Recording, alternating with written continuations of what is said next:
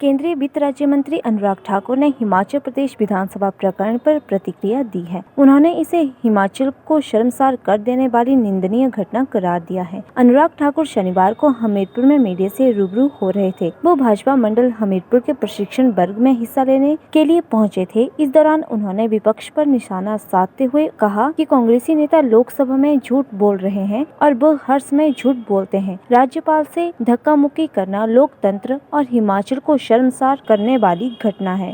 हिमाचल प्रदेश की देश और दुनिया में जो छवि है उसको कल गहरा धक्का लगा है और जिस तरह से माननीय विधायकों का विपक्ष की ओर से व्यवहार रहा वो बहुत ही निंदनीय है।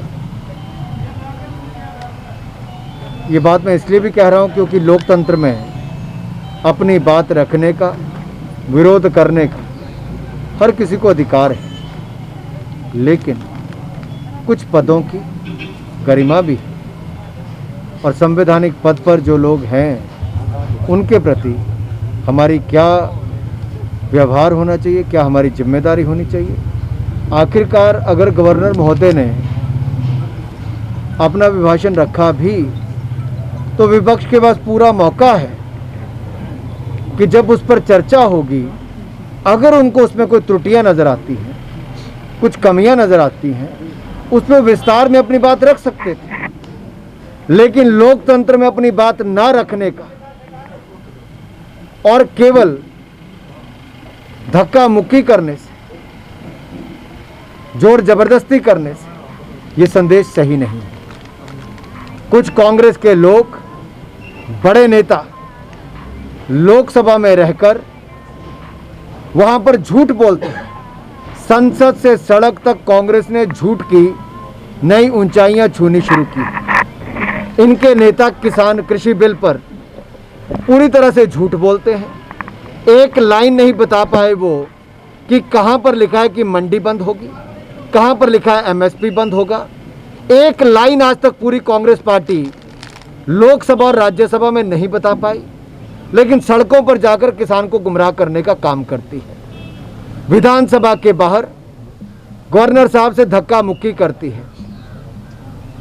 ये लोकतंत्र को शर्मसार करता है, हिमाचल को शर्मसार करता है। इसकी जितनी निंदा की जाए उतनी कम है।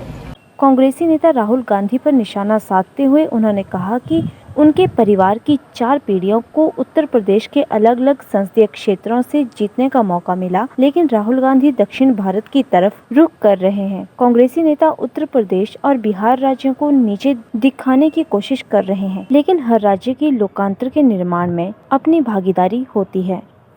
एक और राहुल गांधी जी है जिनके परिवार से 4 पीढ़ियों को